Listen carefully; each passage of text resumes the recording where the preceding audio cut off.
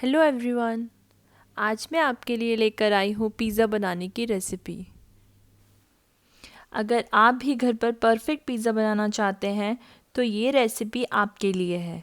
इसमें मैंने पिज़्ज़ा का ब्रेड भी घर पर ही तैयार किया है और यहाँ पर मैंने 3 मीडियम साइज़ के पिज़्ज़ा बनाए हैं, वो भी बिना ओवन के। तो चलिए, सबसे पहले हम बनाएंगे डो। इसके लिए आप किसी भी कटोरी का मेजरमेंट ले सकते हैं। मैंने यहाँ पे मेजरिंग कप का यूज़ किया है, जिससे यहाँ पर मैंने 2 कप मैदा, half teaspoon baking soda, half teaspoon baking powder, 2 teaspoon sugar और 1 टीस्पून नमक डालकर अच्छे से मिक्स करें। अब इसमें डालें आधा कप दही, खट्टा भी हो तो भी चलेगा। मिक्स करते हुए ज़रूरत अनुसार थोड़ा थोड़ा पानी डालें और इसका एक सॉफ्ट डो गूँथ लें। डो थोड़ा स्टिकी रहेगा, उसे थोड़ी देर तक हाथों से उठाकर पटकें ताकि ये बाइंड हो जाए। अब इसमें थोड़ा सा ऑयल डालें और इसे अच्छे से मिक्स करें। अच्छे से मिक्स कर लेने के बाद अब इसे 20 से 25 मिनट रेस्ट करने दें। मैं यहाँ पे इसे 20 से 25 मिनट रेस्ट करने के लिए दे रही हूँ। आपके पास टाइम हो तो आप इसे 2-3 घंटे के लिए ढककर रख सकते हैं। मेरे घर गेस्ट आने वाले हैं, इसलिए मुझे थोड़ा जल्दी था। चलिए, अब वेजिटेबल्स की तैयारी कर लेते हैं। मैंने यहाँ पे स्वीट कॉर्न उबालने के लिए साइड में रख दिए हैं। अब शिमला मिर्च को मैं पतला पतला स्लाइस में कुछ इस तरीके से काट रही हूँ और यहाँ पे मैं प्याज भी उसी शेप में काट रही हूँ। प्याज को हमें पहले पतला पतला स्लाइस काटना है, फिर एक एक छल्ले को अलग कर लेना है। अब हमारा डो भी तैयार है। अब हम इसे बाहर निकाल कर वही प्रोसेस फिर से रिपीट करेंगे, डो को उठाकर पटकने की। ये अंदर से थोड़ी हवा भरता है, जिससे पिज़्ज़ा का बेस एकदम स्पॉन्जी और परफेक्ट बनता है। मैंने हल्के हाथों से डो को नीट किया और फिर उसे 3 बराबर हिस्सों में बांट लिया। अब इसे हल्के हाथों से राउंड शेप देते हुए एक परफेक्ट पिज़्ज़ा बेस तैयार करना है। ध्यान देने वाली बात यह है कि यहाँ पे मैं बेलन का यूज़ नहीं कर रही हूँ। इसे हल्के हल्के हाथों से आपको स्ट्रेच करना है, जिससे कि आपका राउंड शेप बिल्कुल परफेक्ट आए। और अब मैं एक प्लेट को अच्छे से ग्रीस कर रही हूँ और यहाँ पर मैंने तेल का इस्तेमाल किया है। तेल लगाकर मैं पिज़्ज़ा को अच्छे से सेट कर रही हूँ प्लेट के ऊपर। आप चाहें तो यहाँ पर जाली या छन्नी का इस्तेमाल कर सकते हैं, जिससे आपके पिज़्ज़ा का बेस और ज़्यादा क्रिस्पी बनेगा।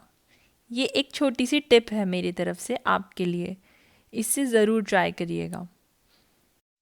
अब पिज़्ज़ा को अच्छे से प्लेट पे सेट करने के बाद एक कांटे की मदद से इसमें हल्के हल्के होल कर देती हूँ, ताकि ब्रेड कहीं से भी फूले नहीं। अब मैं यहाँ पर इसमें थोड़ा मेयोनीज़ लगा रही हूँ। मेयोनीज़ की जगह आप यहाँ पर चीज़ स्प्रेड का भी यूज़ कर सकते हैं। इससे पिज़्ज़ा का टेक्सचर और टेस्ट बहुत बढ़ जाता है। फिर मैं पिज़्ज़ा पास्ता सॉस लेकर उसे बराबरी से स्प्रेड कर रही हूँ। इसके बाद थोड़ी सी शेज़वान सॉस लगाकर इसे भी मैं अच्छे से इक्वली स्प्रेड कर रही हूँ। अब थोड़ा टमाटर सॉस भी लगा रही हूँ। इससे पिज़्ज़ा का टेस्ट हल्का स्वीट हो जाता है और टेस्ट बहुत अच्छा लगता है, इसलिए मैं इसको थोड़ा ही लगा रही हूँ। अब मैं पिज़्ज़ा की टॉपिंग में सबसे पहले मोज़रेला चीज़ को अच्छे से डाल रही हूँ। इसके बाद मैं प्याज के स्लाइस रख रही हूँ, फिर शिमला मिर्च के स्लाइस और अंत में स्वीट कॉर्न डाल रही हूँ। स्वीट कॉर्न हम सबके फेवरेट है, इसलिए थोड़े ज़्यादा डाले हैं। आप चाहें तो अपने अकॉर्डिंगली एडजस्ट कर सकते हैं। टॉपिंग लगाने के बाद मैं इसके ऊपर से डाल रही हूँ थोड़ा सा ऑरिगेनो और फिर डाल रही हूँ चिली फ्लेक्स। इससे पिज़्ज़ा का टेस्ट और एनहेंस हो जाता है।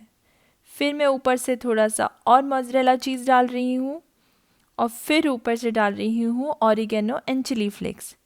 चलिए, पहला पिज़्ज़ा तैयार हो गया है। अब इसको मैं साइड में रख के दूसरे पिज़्ज़ा को बनाने की तैयारी कर रही हूँ।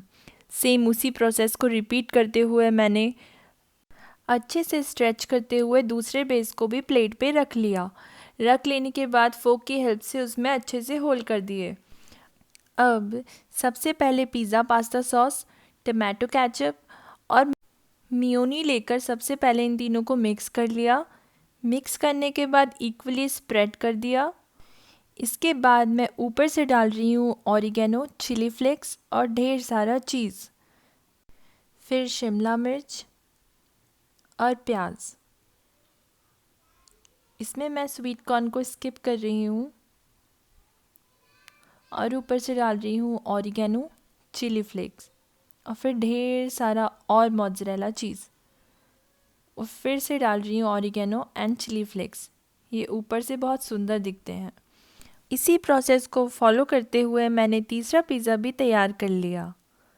अब इसे बेक करने के लिए एक कढ़ाई का इस्तेमाल कर रही हूँ, जिसे मैंने पहले से गैस पर प्रीहीट करने के लिए रखा था।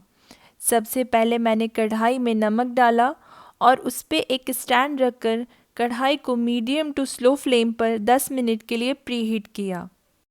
अब मैं इसे कढ़ाई में 30 से 35 मिनट के लिए बेक कर रही हूँ और उसके बाद आपको कट करके दिखा रही हूँ कि ये कितना परफेक्ट बना है। इसी तरह मैंने तीनों पिज़्ज़ा को कट कर लिया है और देखिए सभी परफेक्टली बेक्ड हो गए हैं। अगर आपको ये रेसिपी पसंद आई है तो वीडियो को लाइक ज़रूर करें, कमेंट में ज़रूर बताएं कि आपको सबसे टेम्पटिंग पार्ट कौन सा लगा, और मेरे चैनल को सब्सक्राइब करना ना भूलें और अपने फ्रेंड्स के साथ जितना हो सके शेयर करें। Thank you so much for watching. इस तरीके से मैंने अपने सारे फ्रेंड्स के लिए प्लेटिंग करी। मैंने साथ में नूडल्स भी तैयार किए थे, वो भी घर पे ही बनाए हैं मैंने। और thank you for watching. Bye bye.